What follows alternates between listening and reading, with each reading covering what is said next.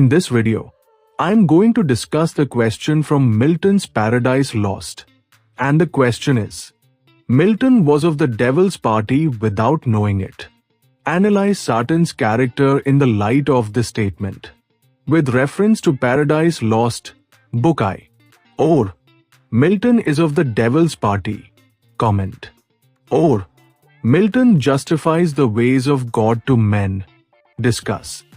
John Milton's Paradise Lost, like Homer's Odyssey, Virgil's Aeneid, and Spenser's The Faerie Queene, is a major English epic. But the distinction between these epics and Milton's Paradise Lost lies in the fact that they have stirred little controversies.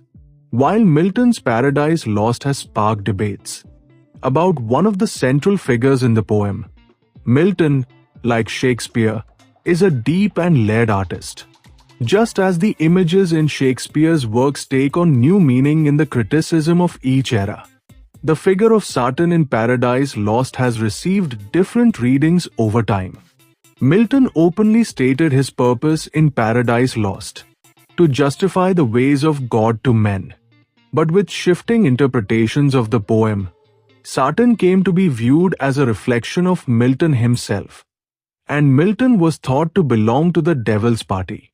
To claim, like Blake in the 19th century, or W.M. Tilliard in the 20th century, that Milton is the hero himself, or that Milton belongs to the devil's party, is to imply a gap between Milton's stated aim and his actual result, between the conscious and unconscious goals of his work. Paradise Lost stands as a poetic record of Christian belief in the divine guidance of God. The various interpretations of the epic arise from the powerful depiction of Satan. In the first two books of Paradise Lost, Satan appears as a grand, fearsome, and eternal figure, far superior to humankind in the nobility of his nature and the dreadful strength he still possesses. He is endowed with the heroic traits of character. This striking image of Satan is limited to the first two books of Paradise Lost. When considered within the full design of the epic, Satan's heroic traits are not meant to be followed or praised, as B. Rajan observes. Among Milton's contemporaries, the reaction was largely one of fear. The impact, as Addison remarked about Satan's portrayal, was to raise and terrify our imagination. The vision reminded the reader that only by the grace of God could one hope to stand against such vast and terrifying forces. Milton was attempting to explain the origin of sin in heaven. Satan is the symbol of pride or self-love. Christ represents the ideal of self-denial, in contrast to self-love. The poem portrays a struggle and opposition between these two conditions of existence, along with the temptations that trouble men and women in a state of wounded merit. Milton's Paradise Lost can be properly understood in light of his intense vision of divine harmony and the rise of disorder in the soul, in nature, and in history, especially through the sin of Adam and Eve, prompted by Satan. If in the first two books of Paradise Lost, the figure of Satan gains remarkable brilliance, it is not because of Milton's approval of the rebel. Milton granted the rebel what was due: his imaginative insight into the mind of the devil, which is essential for artistic creation, gives a deceptive splendor to the character of Satan. It is incorrect to suggest that Milton projected himself into the figure of Satan.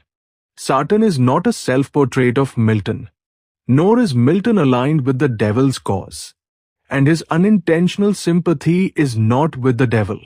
Milton's Paradise Lost should not be regarded merely as a study in Christian theology, but as a grand work of artistic genius.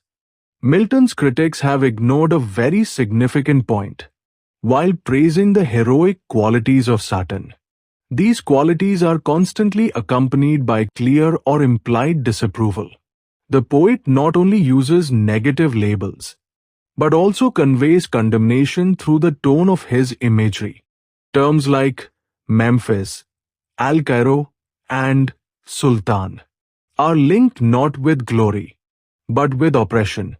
The fallen angels are compared to a swarm of locusts and to a savage invasion. It is not Milton who failed in the purpose he declared for Paradise Lost. It is his critics who have projected their own ideas onto the figure of Satan as a rebellious hero. Milton has made the results of pride, closely connected to the devil, perfectly clear. The figure of Satan is a layered one. Many opposing traits are fused by poetic skill into a single, intricate whole. That is why his character evokes mixed human feelings and reactions in the reader.